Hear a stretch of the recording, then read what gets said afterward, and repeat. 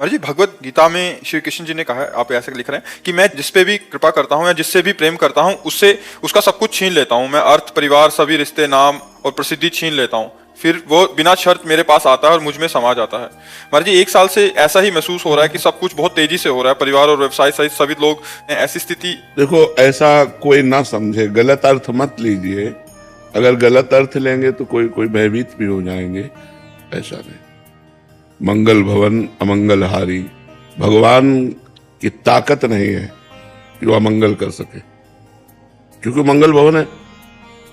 भगवान की ताकत नहीं किसी का मंगल कर सके। जैसे सूर्य की ताकत नहीं कि अंधेरा दिखा दे, क्योंकि जहां सूर्य रहेगा वहां अंधेरा नहीं हो सकता। ऐसे जहां भगवान का आश्रय हुआ वहां अमंगल नहीं हो सकता। जब तक हमारी धन में प्रीति होती है, जब तक हमारी परिवार में प्रीति होती है, जब तक हमारी भोगों में रति होती है, तब तक भगवान से प्रेम नहीं होता। तो भगवान 2 प्रकार से वो रति हटाते हैं।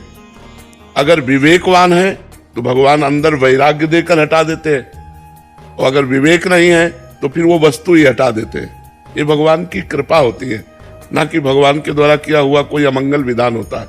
ऐसा कोई ना समझे। नहीं तो सबसे बड़े महाभक्त महर्षि दुर्वासा से कहा, मैं भक्त के पराधीन हूं, वो महाराज अम्बरीश। अगर भगवान सबका धन छीन लेते हैं तो चक्रवर्ती सम्राट हैं, बात बनेगी नहीं। महान भक्त हैं। अगर भगवान का ये वचन है कि मैं जिस पर कृपा करता हूं उसका धन छीन लेता हूं, तो फिर अम्बरीश जी का धन छीना क्या। तो अगर कहीं हमको ये भ्रम हो कि कृपा सब सुख सुविधा का नाश कर देती है, तो ऐसा हम मानने के लिए तैयार नहीं। क्योंकि एक से एक महान भक्त जो राजऋषि हुए हैं, जो बड़े बड़े चक्रवर्ती सम्राट हुए हैं, वो भगवान के भक्त हुए हैं। तो भगवान उनके सम्राट पद में भी रीझ करके उनको दर्शन दिए। ऐसा कौन महात्मा जिसकी रक्षा के लिए सुदर्शन चक्र लगा हो, लेकिन अम्बरीश जी की सुरक्षा के लिए सुदर्शन चक्र लगा था। ये परम मंगल में भगवान का विधान है। तो खूब नाम जप करो और राजी रहो उसी में जिसमें उसकी रजा है। जिसमें तुम राजी हो उसमें मैं राजी हूं। बस देख लेना, जीत जाओगे, मंगल हो जाएगा। आज हमको थोड़ा सा कष्टप्रद जीवन लग रहा है, लेकिन कर हमारा जीवन बड़ा मंगलमय होगा। ऐसा विचार हर भक्त को करके भजन में और दृढ़ रति करनी चाहिए, संशय नहीं करना चाहिए।